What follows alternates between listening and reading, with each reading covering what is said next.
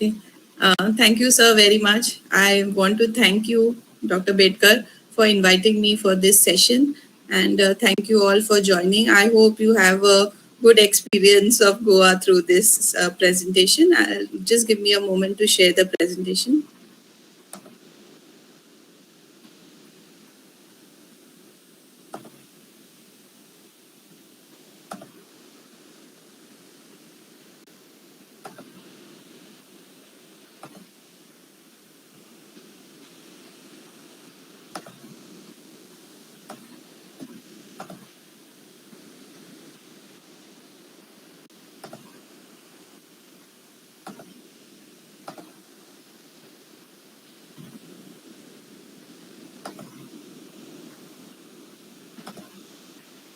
Is my screen visible? Dr. Bedkar, my screen is visible. Can I start? So good evening to everyone. So today I'll be talking about Goa beyond the beaches. Like Sir said just now, that most people know Goa for its beaches. Of course, they are the most beautiful beaches in all over India. But today I'll be discussing about what else is there in Goa to see and what can be explored, because we are having a kind of a situation in Goa where tourists come only for 2-3 days and they stay in Goa, just go to the beach, go to 2-3 places and go back. So through this presentation, I want you to focus on the other areas, which is mostly the cultural tourism, heritage tourism, and the festival tourism of Goa. So just a little brief about myself. I'm assistant professor and working for the Department of BBA Travel and Tourism at Rosary College of Commerce and Arts. I've done my PhD in management studies, and my topic was closely associated with Goa. So I have mapped the tourism strategy patterns in Goa right from 1960 to 2020.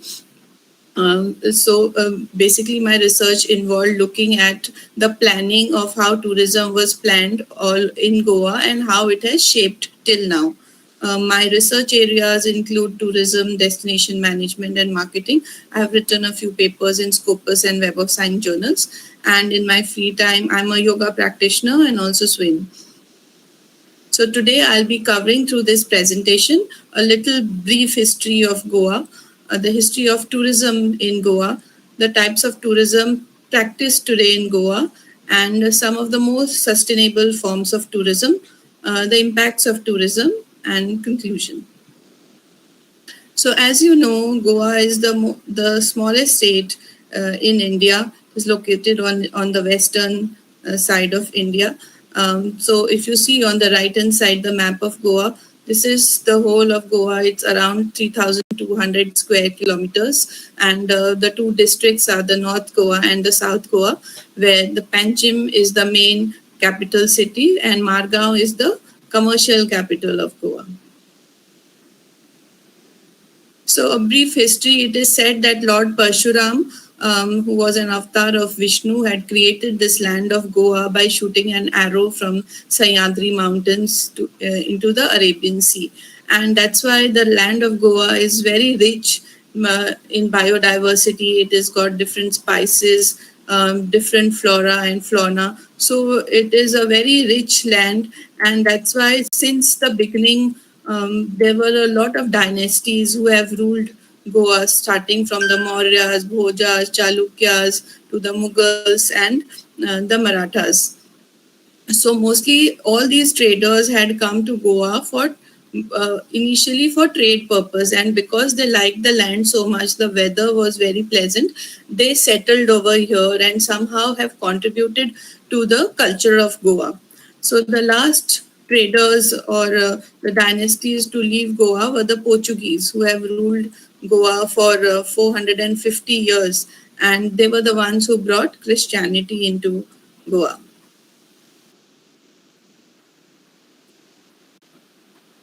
You can't see my slides.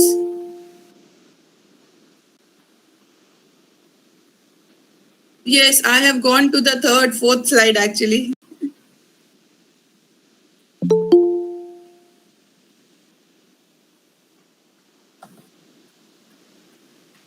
So Um, I think slideshow, it is not visible. Now it is visible. Yeah. Okay, so the second slide, I will keep it like this only. So it is, I think so, better.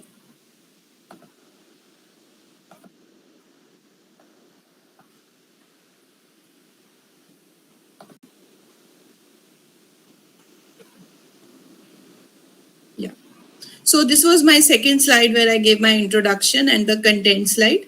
I spoke about the maps of Goa and showed how where Goa is exactly located, and then moved to the history of Goa. So where I was telling that Lord Parshuram had created this land, and it belongs to the different dynasties which have ruled Goa. So the Portuguese were the last ones to leave. And so today, Goa's culture is a mix of culture which is inherited from all these different dynasties. And of course, there's a huge influence of Portuguese culture on Goa. So Portuguese, when they came to Goa, they were traders, but they were also travelers. So they would come through the water, and they were the ones who actually started this tourism in Goa. So initially, if you see the first, I'll just try because so the first image that you see on the left hand side is an image of Saint Francis Xavier. So when Portuguese came, it was in the 1955 that they had the biggest tourism event in Goa, and they came up with the feast of Saint Francis Xavier. Now, just to add to what is the significance of Saint Francis Xavier, he is a saint whose body is preserved in one of the churches in Goa, and it is said that he was so pure that the body has not it is exactly the same the way it was buried, and it has been buried 2-3 times in different places, and you still can see the body that there is not much changes which have happened. It is still intact. So the feast of the Portuguese first celebrated the feast of Saint Francis Xavier in 1955, and that was a time when tourism started in Goa. They also built a hotel, the first luxury hotel in Goa. They also brought airlines. They constructed a airstrip and the airport, and also developed the Marmagao port, which is one of the busiest ports in Goa. So Portuguese, the liberation of Goa happened in 1961 when the Indian army attacked Goa and freed it from the Portuguese rule. It was merged into the Indian state in December 1961, and since then it was a union territory till about 1987 when it was given the status of a state.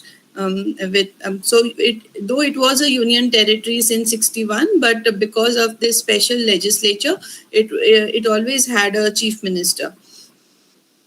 So going to now tourism part of it. So as in the 60s when Goa got liberated, suddenly there was a huge talk about Goa being a freed state, and the first tourists to visit were actually not the domestic tourists, but they were the hippies. So the hippies were basically European, the younger generation Europeans who were at that time. There was due to Vietnam War and materialistic societies, they were sort of rebellious in nature, and they were fighting against their parents, and they wanted to run away from their homes. So they traveled to the east. Most of them went to Nepal, but few of them also traveled to different places in India, and a huge bunch of them came to Goa. So most of them traveled also by road. So they had their caravans, and they brought these caravans to Goa, parked on the beach, and they used to be there on the beach most of their times. So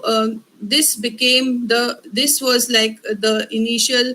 They created a wave in Goa, and also because of their interest, there were a huge domestic tourists who actually did not come to Goa to see Goa that much, but they wanted to see the hippie tourist who had come to Goa. So this is how in the initial 60s and 70s, Goa became a very popular state, And there were also a lot of movies which were shot in Goa, including some Hollywood movies, which made Goa a very famous state. And now the image of Goa is like not similar to other parts of India. It is considered to be a European sort of a country because of its Portuguese influence, and that still brings a lot of domestic tourists to Goa. So this is a graph where I have just tried to put the growth of how tourists have grown in numbers. Yeah, so you can see that in the 1960s, where very few tourists would come, to about now when there are more than 1 crore tourists who come every year to visit Goa. And around 70% of these tourists are domestic, when 30% are foreign tourists. So in the recent years after COVID, even just before COVID, we are seeing that there are the foreign tourists have reduced, and it is more of domestic tourists who are now coming to Goa. So now we move to the tourism products of Goa. So now you know that the beaches are the most important attractions, and still they are the ones which attract maximum. So Goa has a big coastline which covers around 110 kilometers. And if you see the south coastline, it is a one single stretch. So if the north at least has the Marmagoa, where Vasco da Gama is located. It's got these breakages, so you cannot easily walk. But the south beach, right from Bagmalo to Galjibag, it's a plain beach, and you can actually walk the whole stretch without any problems. So this is what is one of the main things which attract a lot of foreign tourists, that they can cycle or they can walk for long stretches. So in total, there are more than 35 big and many other small beaches in Goa, which are very beautiful. It was said that the Kolva beach, the sand of Kolva beach at that time initially had medicinal properties. So there used to be tourist locals who come there to bathe in that water, especially during summers. A lot of locals still go to beaches in the month of May so that they can get rid of any kind of skin disease, and also prickly heats and all whatever summer problems that you have can be cured because of bathing in the Kolva waters. The other kind of tourism practice today is casinos and gaming tourism. So tourists come for in on a Friday, they stay back Saturday, Sunday, they gamble and they go. So this kind of tourism has gained a lot of popularity in Goa. And the other is, of course, adventure tourism. So the first picture that you see is of a river rafting, which is done during the monsoon. Then you have bungee jumping, some adventure sports activities of what in the water that is done, and scuba diving. So these kind of water sports are attracting a lot of North Indian tourists to come and explore tourism in Goa. Um, all, the other thing which is picked up today is the night markets. So actually, the history of night markets is that when these hippies tourists, like I said, had come to Goa, they were not cash rich, so they would come up with a lot of electronics and jewelry and all these things which they carried. So now when they came to the destination, slowly whatever a small amount of money they had with them started depleting, and they had no source of income. So what they would do is, in the evenings they would sell their things. So there were some locals and other hippie tourists who would buy these things, and this is how the concept of night market had started at that time. It still continues and attracts a lot of tourists, although the hippies are no more selling, the items are being sold by Indians today, but the concept has remained. So now my focus will be more on sustainable tourism products which are there. So Goa, as you know, is located just near the Western Ghats. It's a huge forest area. So it is a very good site for nature-based tourism. It is a very good birding site. A lot of bird enthusiasts come and visit the forest for taking photographs. Of course, the waterfalls like the Dudhsagar, Netravali, Sateri, they attract a lot of tourists, especially during the monsoon season. recent tourist activities. We in the last month, I think June and July, there were so many tourists at Dudhsagar at the Goa juncture that the government had to stop these tourists. So nature-based tourism is really picking up in Goa. You also have tourists trekking into the forest areas. Now, Goa is a place where there are a lot of small villages. So each village has a deity, somebody they worship in these forests, and these are called as sacred groves. So some of the nature treks take you to these small sacred groves which are untouched. So it is like there is an idol which is worshipped, or sometimes there are even stones which the locals feel have some power and they are worshipped. So tourists are taken by travel agents over there, but very few tourists go. Also, villagers do not allow a huge number of people to come. So maximum group strength will be somewhere around 10 to 12. And not many tourists today know about these places. So you need to take prior permission from the villagers to go. But this is something which some of the tourists do explore, and they do not know this part of Goa. Then there are also a lot of spice farms. Now, like I said initially, that Goa was a rich land where a lot of spices were grown, Indian spices were grown, and the main they would call it, the Portuguese would call it black gold.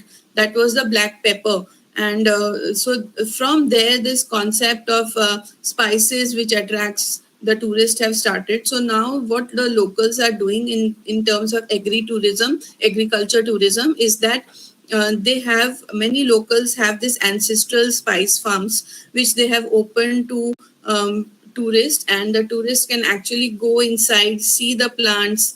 They are shown the different varieties of spices that are grown. So it's a whole day tour where you see all the spices, all the different types of trees. They also have small units where they produce plates, betel nut, how it is cracked, and all those things are shown with local food which is provided. Now, when we talk about spiritual tourism, since there were a lot of dynasties, Goa is home to different religions. So you see that the first picture shows the Basilica of Bom Jesus. This is a UNESCO World Heritage Site, where the body of Saint Francis Xavier is also there, and this church attracts a lot of foreign and domestic tourists.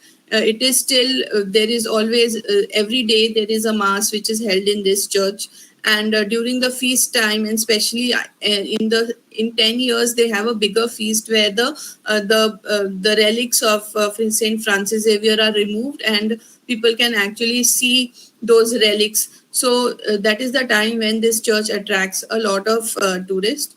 And Goa is also home to a lot of temples. Since these temples were, even though there was Portuguese invasions, but the Hindu community, with the help, especially with the influence of the Marathas, had were able to preserve these temples for a very long period of time, and so a lot of people come here to visit. The Hindus come here to visit all their religious temples which are there. Even some mosques which are very old, maybe 200 and more old, are still there. And these mosques have tunnels which you can't see because of the pond, but actually there is a long history associated with the mosque. So this kind of spiritual tourism is also gaining popularity in Goa now. The next we have is heritage tourism. So Goa has, since it was near the sea, and so it has a lot of forts which are all located near the sea to protect itself. But these forts are not as big as what you see in Rajasthan. They're small forts. Most of them have fallen. So what you see is just a wall, and it is not so attractive. But there are stories. There are when you go with locals, or when you talk to the villagers in all these different areas in the villages of Goa, each fort is associated with different kinds of stories which mesmerize tourists. So all these forts like Fort Aguada, Rees Magos, Chapora, There is Aguad is also it's a jail. Which, the fort was used as a jail, and now it is converted, of course, into a museum, so tourists can go there.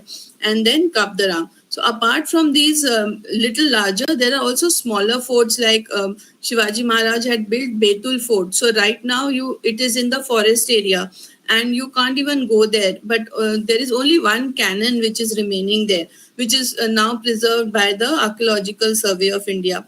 So Betul is a place where there is two rivers and the sea which meet. So because of that strategic location, this fort was built. Not many people know about it. So these small forts tell a lot of story about how Goa's culture and different dynasties have ruled the place. Actually, I wanted to. I had put animation to show you each and every picture separately. Just see if you can see this slide. Can you see the first picture? Yes, madam. Okay, so this is a picture of a rock carving. So this is in the south of Goa where there are different rock carvings, and it is said that the Pandavas had stayed on this rock. So there are caves near about, and this is a whole one particular laterite rock where there are different carvings of animals. There is one a place where there is a leg. So they say that this leg, the stamp of the leg belongs to Bhima. Then this is a picture of a placenta. So how a woman would give birth to a baby and the placenta would come out. So this is how it is all depicted through animals. Pictures. And also these rock carvings were very recently that the archaeologists had found these rock carvings within the state, because during monsoons they are completely submerged in water, and it is only in the dry season that you can see these rock carvings. Of course, now they are protected and many people know about them, but very few people visit because they are in the interiors and you need to walk for around 5 kilometers to reach there. And so that is why tourists do not like to go. Also, there are very less facilities. But as students of travel and tourism, or also different students of history, sciences, go there to visit these rock carvings. Again, the second picture that you see is a picture of deities. Now, Goa was a land which was initially a Hindu land, and before the Portuguese came. So when the Portuguese came, they destroyed most of the temples. But the idols which were kept in the temples have remained, and people did not move those idols because they were scared of removing. So this is a picture of a place where only the idols. So this is also covered completely during monsoon. Now government is taking care that they are cleaning the place up so that whenever tourists can go, they can see how the construction of the temple was, and the idols have remained. With a lot of weathering which has happened, we can still see that the idol is not lost its charm. It is still there, whereas the other parts of the temple are all destroyed. The third picture that you see on the screen is a temple of Jains. So this shows that Jainism was also there in Goa before the Portuguese came in.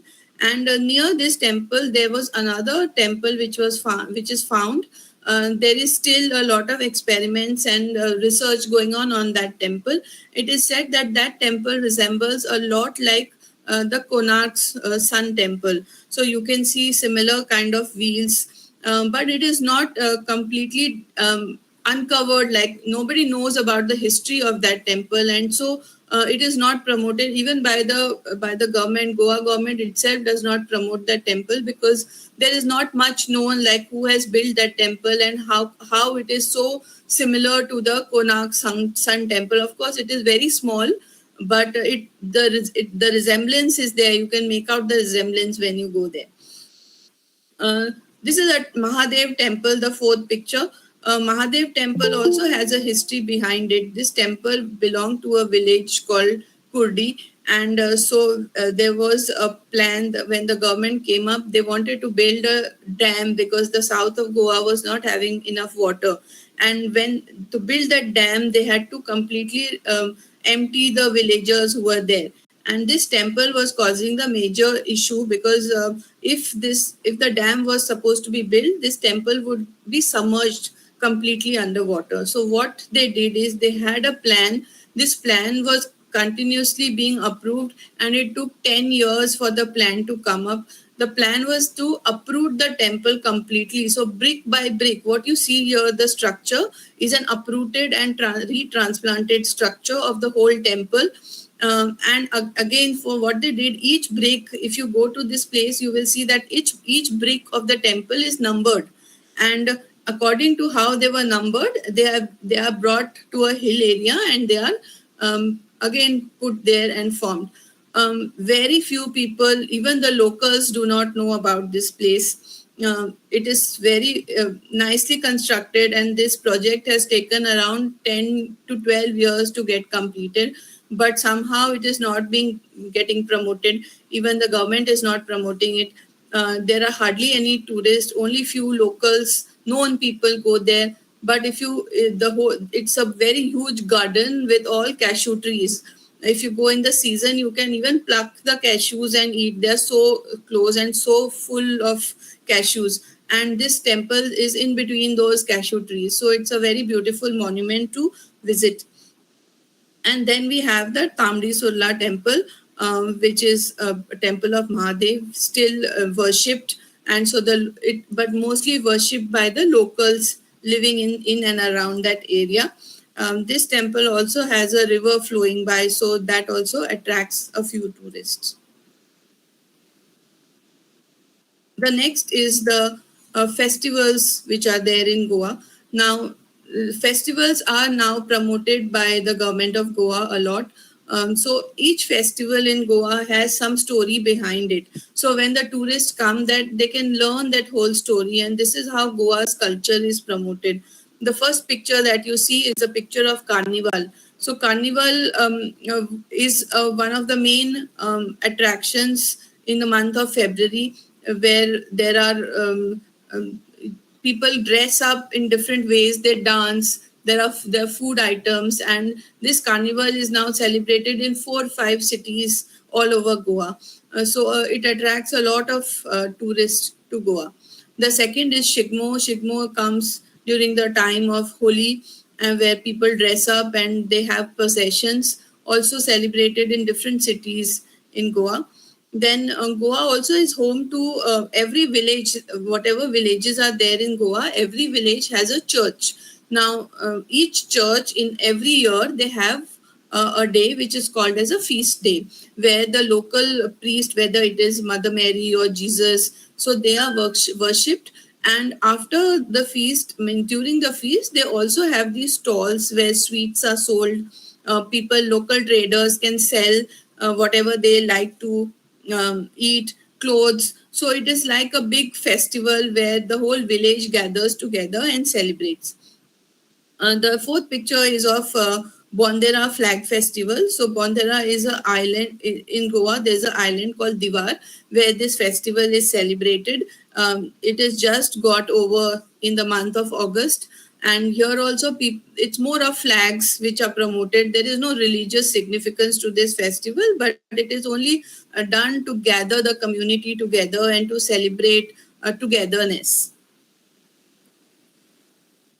Then we come to something called village tourism. Now, there are lots of villages in Goa. So there is a scheme which is being promoted where the villagers were asked to give a tourism plan. And some of the villages have come forward and which are attracting tourism.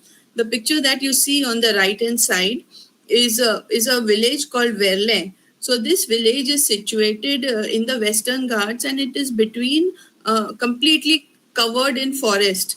And so it was I think so 10 years back or something, scientists had discovered that the temperature and the humidity, the climate is completely suitable for growing strawberries. And so this community of villagers, which is around 8,000 to 10,000, came together and they started growing strawberries over here. So the strawberry was the main agricultural business, but they also started promoting it as a agri-tourism spot.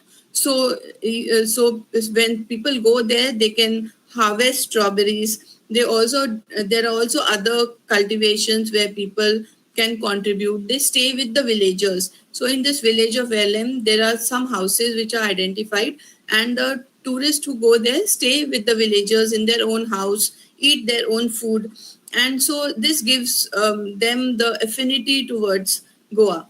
Asagaon in the north is another village which is practicing. They also practice a lot of yoga and wellness tourism. This is the image, the last image in the bottom where you see cycles is an image of village of Varka. So now there are tour operators who take tourists in small numbers through electric cycles, so and show them the interiors of each villages. So these kind of tourisms things which tourists do is also gaining a lot of popularity.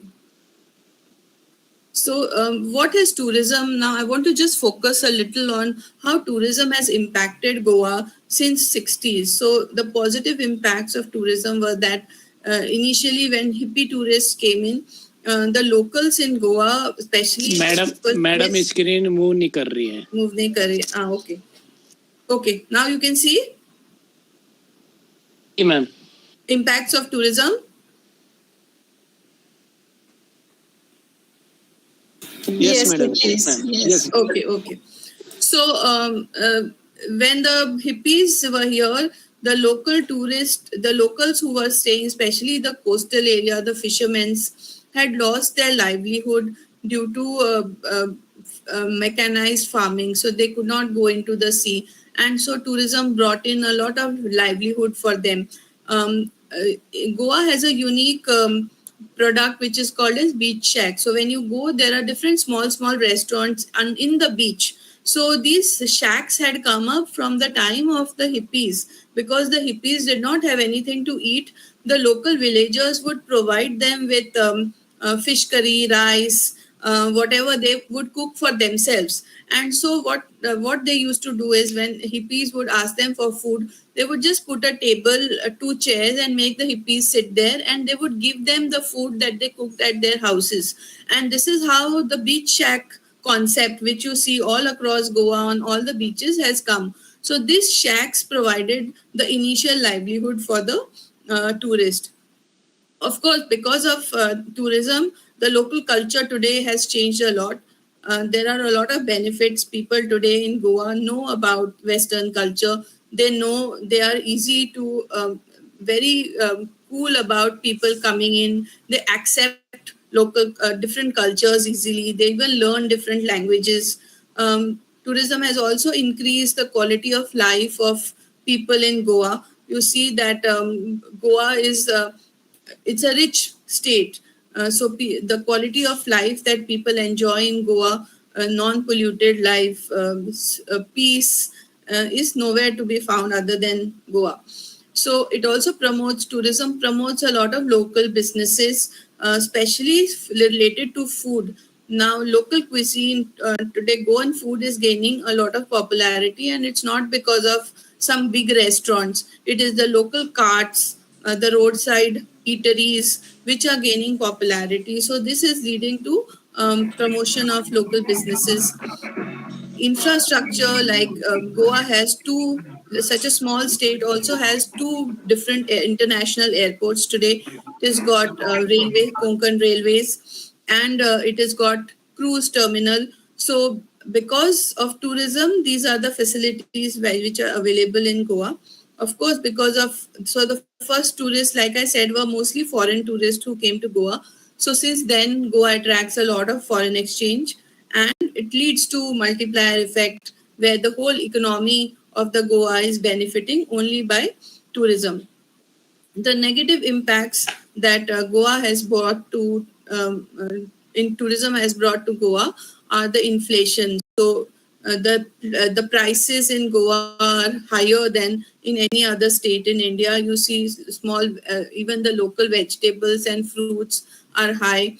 There is a lot of dependency of locals on tourism. So the research says that around 30% of Goa's population is depending on tourism, and the tourism is also seasonal. So for the 4 months when it rains heavily in Goa, the tourism reduces. So this makes people strive harder to promote tourism, sell extra during the non-rainy seasons. And during the monsoon, it is a completely low season for. So this dependency causes a imbalance in the nature. Then economic leakages happen because of all the five-star hotels and all the international brands which have come, because the money that they are spending, they are not putting it for local use, but it is all going outside the country, outside in different places wherever these brands have located. So that leads to economic leakage.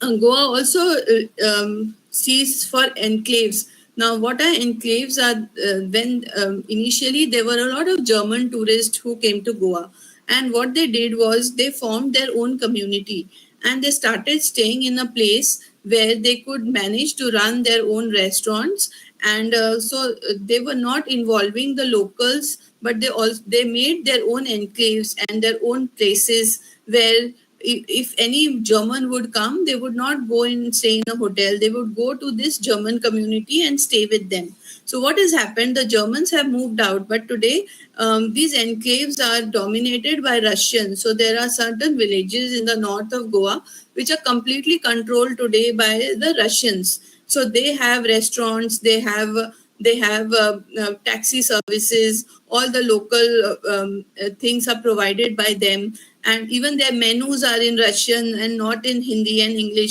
So this kind of enclaves are formed. Even Nigerians have formed enclaves in Goa. They also indulge in a lot of other illegal activities which are not good for the state. So these are some bad effects of enclave tourism. Then, of course, tourism leads to sex tourism. There is prostitution, and because of the casinos today, gambling is increased. Alcoholism are some of the other negative impacts. Now, also tourism, because Goa's population is around 18 lakhs or something, but you see that the number of tourists which come to Goa are around a crore. So that leads to a lot of impact on its environment, a lot of garbage which Goa unfortunately is not able to recycle. So other impacts which I wanted to just show you were the how the hotel industry, the accommodation capacity of Goa has grown. So today Goa has around 4,500 big and small hotels. You can see from the graph. Then the cruise ships. So cruise ships, Goa does they don't consider Goa to be a major port, but when the ships are traveling from Mumbai to Kerala, they do stop for a day in Goa so that the visitors can do a day visit. So the cruise ships come, all international cruise ships come to Goa. So they come in the morning, early in the morning. They dock on Marmagaon port, and then the tourist can go and do a day visit and come back. So this gives a lot of revenue for Goa tourism. The next are charter flights. So Goa is one of the few states which gets charter flights, where the government has approved them to get charter flights. Initial charter flights were coming from European countries. Today, most charter flights are coming from Russia, Israel, and other countries in near the Soviet Union.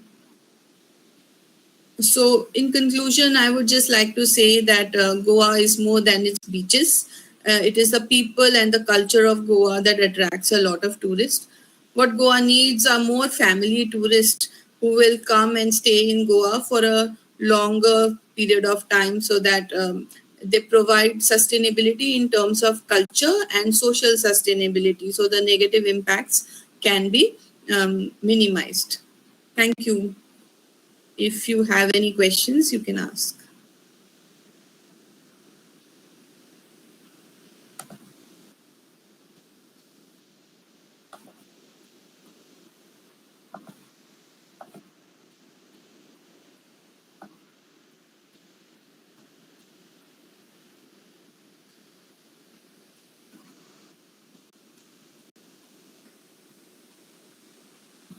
If you want to know something about Goa, if I know it, I will tell you. नमस्ते madam. Madam मेरा एक सवाल ये है कि गोवा में दफ्तरों में कामकाज की भाषा कौन सी उपयोग की जाती है? दूसरा, पुर्तगाली तो चले गए थे 1962-63 सभी चले गए थे, तो यहाँ के लोग क्या पासपोर्ट वीजा की आवश्यकता होती है? ऐसा भी कुछ है गोवा में? हाँ, सो फर्स्ट पहला क्वेश्चन था कि कौन सी भाषा बोलते हैं। सो जब गोवा एक स्टेट बना तो ऐसा चल रहा था कि क्या मराठी को इसकी स्टेट लैंग्वेज बनाई जाए या गोवा की जो मेन लैंग्वेज है वो कोंकणी है, और गोवा की मीन्स महाराष्ट्र में भी कोंकण रीजन है। सो कोंकणी का जो डायलेक्ट गोवा में है वो बिल्कुल अलग है। सो गोवा की जो ऑफिशियल लैंग्वेज है वो कोंकणी है। सो मोस्टली सारे ऑफिसेज में लोग जनरली कोंकणी में बात करते हैं, पर एक और पॉपुलेशन है बहुत बड़ा जो मराठी बोलते हैं और ऑफ कोर्स इंग्लिश बोलते हैं। यहाँ पे ज्यादातर बहुत कम लोग हैं जो हिंदी बहुत अच्छे से बोल पाते हैं, पर मैक्सिमम लोग सब इंग्लिश बहुत अच्छे से जानते हैं, और नहीं तो मोस्टली एक दूसरे से सब कोंकणी में बात करते हैं। बट आजकल बिकॉज बाकी के लोग भी आ गए हैं गोवा में, ऑफिसेज में कोंकणी ज्यादा चलता है, बट इन जनरल आप मार्केट में जाओगे इधर उधर तो सब हिंदी में ही बात करते हैं, ऐसा कुछ नहीं है। और सेकंड क्वेश्चन था आपका कि पासपोर्ट के बारे में ना। सो ऐसा था कि जो लोग जिसके से अभी तो जो लोग हैं जिनके ग्रैंड पेरेंट्स उस टाइम थे जो पोर्चुगीज गवर्नमेंट में काम करते थे, तो उनको ये फैसिलिटी है कि वो पोर्चुगीज पासपोर्ट के लिए अप्लाई कर सकते हैं। सो उनको क्या होता है कि जब वो अप्लाई करते हैं तो उनको दिखाना पड़ता है कि हाँ उनके ग्रैंडफादर या उनके ग्रेट ग्रैंडफादर पोर्चुगीज के लिए काम करते थे। सो उनको इजीली पोर्चुगीज पासपोर्ट मिल जाता है, और मैक्सिमम गोवंस ऐसे हैं जिनका कोई ना कोई रिलेटिव पोर्चुगीज के लिए काम करता था। सो उनको पोर्चुगीज पासपोर्ट मिलना बहुत आसान हो जाता है। सो बहुत सारे लोग पोर्चुगीज पासपोर्ट लेके बाद में माइग्रेट हो जाते हैं। बहुत बहुत धन्यवाद madam. Welcome.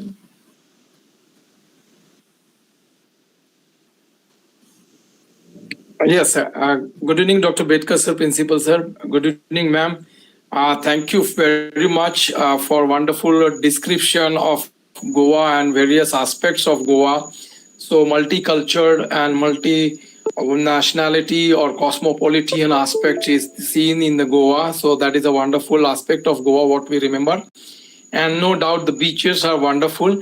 Madam, my question is, how we are maintaining the hygiene and, the cleanliness, and the beaches are, they should be clean because the other people are also coming over there and residing over there. So we are keeping them very clean. That is what I have learned. And there are some beaches, they are just open for the foreigners, not for the Indians.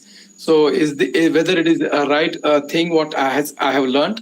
So just tell me about these aspects. Otherwise, Goa is a wonderful thing. And one more question, last question is, which site we should visit if we are coming to Goa? Okay, that which is reasonable also and which is suitable for the family stay. Thank you. Okay, so the first question that how are Goa's beaches? Yes, Goa's beaches are more cleaner than any other place that you see. But today we are witnessing a lot of garbage. So what the government is doing is, what is the problem? Government has been trying to put garbage bins. They're trying to collect garbage, but the problem is that people steal them. So even if garbage bins are kept, they are stolen by somebody. So that was a major issue for the government. But today, because of people are more educated, so there are garbage bins, and Goa's beaches are more cleaner. But still, there is a lot needs to be done, because what happens is many tourists are coming, especially in the north, because north and south of Goa are two different territories altogether, where initially the tourists came to the north. And so the north is very populated, where you see Baga, Kalangut, all these, Miramar in Panjim. So these beaches are a lot polluted, and there is a lot of garbage thrown, especially alcohol, beer bottles and alcohol bottles, because people drink and they just throw it on the beach. So the government is making people aware of the ill effects of doing that. The south of Goa is very clean. So any beach you take in the south of Goa is extremely clean. And the nature has a way of cleaning the beaches. So what happens during the monsoon time, the sea is very rough. So what it does is all the garbage which people are throwing into the sea during the monsoon, all of that comes out and it comes out on the shore. So the nature also has its way of so maximum tourists come to Goa with the perception that they are going to party, they want to gamble. So they come with their friends and not with their families. So they want to gamble, they want to go to some nightclub, they want to drink alcohol. There is of course a lot of drugs which are freely available. They indulge in prostitution. So these kind of activities are gaining, unfortunately they're happening in Goa, and this is what is destroying its image. And most of these happen in the north, because north is where the tourist hubs are. There were latest incidences where tourists were also and all was robbed by people, by somebody. So these kind of incidences are mostly happening in north, whereas south is more clean. So if you're coming with your families, you prefer to stay in the south, which is more cleaner, more peaceful. You can just relax. But if you want that loudness and party, north. So it is like this, it is divided. So we say that the youngsters till about 30 years would like to go to the north, whereas when you age, you go into your 40s and 50s, you will tend to come to the south. नमस्ते Just a minute, मैं जोधपुर से sir. Just a minute. One more question I have asked. There are some places which are just restricted, means they are restricted for Indians, and only the foreign population is admitted on those shores. So is this true, or it is just what I learned maybe No, now? officially it is not true. There are certain hotels. So what they do is, when they make their property, they don't want the locals to come to that beach. But now the government is very strict that beaches are government's property and any local is allowed to go anywhere. Now, because I said these tourism enclaves have developed, like there is a Russian enclave, there is a Nigerian enclave. So these tourists only are stopping the locals and other Indian domestic tourists to come to their enclaves. Okay, so this is happening in the north, but otherwise all the beaches in Goa are open to all the tourists, and it is a very safe state actually. There is hardly, means even and it gives a lot of importance to means women. Most of the families, especially from the Christian community, they have this strong faith on women, so they are more matriarchal. So that is why they means it's completely safe for anybody to travel anywhere. Thank you, ma'am. Thank you. नमस्ते madam, मैं आपका नमस्ते। प्रस्तुतिकरण बहुत अच्छा था। मैं जोधपुर से सूर्य प्रकाश व्यास बोल रहा हूँ। मैं ये पूछना चाह रहा था कि वहाँ पे इंडस्ट्रीज कौन सी डेवलप है और जो कौन सा अच्छा कर रही है। सो गोवा में ना प्रॉब्लम ये था कि बिकॉज वेस्टर्न घाट्स हैं और उस समय दो एयरपोर्ट था और पोर्ट था, बट इतना डेवलप नहीं हुआ और लोगों ने ज्यादा टूरिज्म पे फोकस किया. सो जो इंडस्ट्रीज गोवा में आई वो मोस्टली फार्मास्यूटिकल इंडस्ट्रीज थी. इनिशियली फार्मा आया क्योंकि उनको बहुत ज्यादा शिपिंग और लॉजिस्टिक्स की जरूरत नहीं थी. सो गोवा में आजकल फार्मा इंडस्ट्रीज बहुत हैं और आईटी इंडस्ट्रीज है, बट मेजरली ऐसा मैन्युफैक्चरिंग ऐसा बड़ा कुछ नहीं है ज्यादा. एक हाथ दूसरा टायर कंपनी या से फूड नेस्ले की फैक्ट्री ऐसे है, बट मोस्टली छोटे कंपनीज हैं. They are mostly to do with MSMEs and all, nothing big, only pharma. Government promote करने के लिए कुछ कर रही है उसके लिए? गवर्नमेंट कर रही है, पर रिस्ट्रिक्शन अभी क्या रिस्ट्रिक्शन आ रहा है कि मारमागांव पोर्ट जो है गोवा का वो अच्छे से डेवलप नहीं है. सो गवर्नमेंट को पहले उसको डेवलप करना पड़ेगा. सेकेंडली अभी लास्ट ईयर ही मोपा एयरपोर्ट बना है.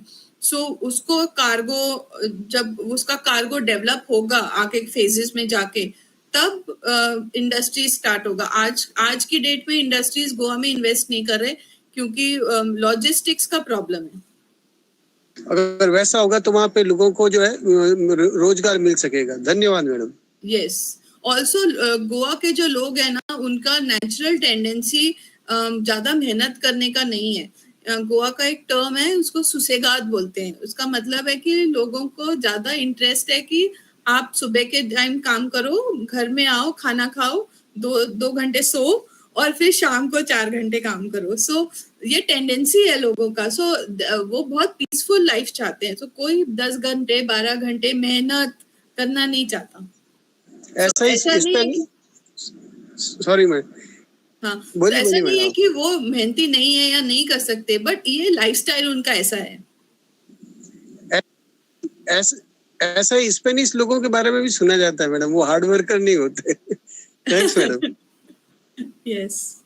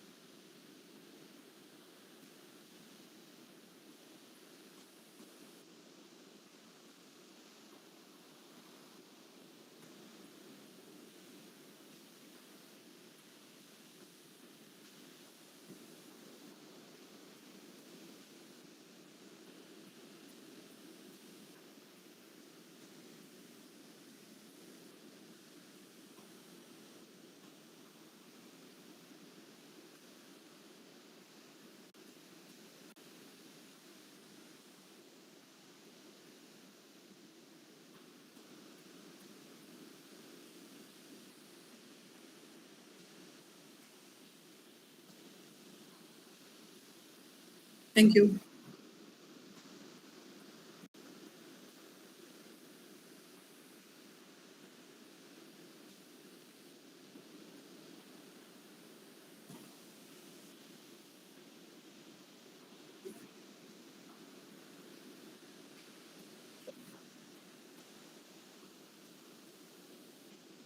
Thank you. Thank you.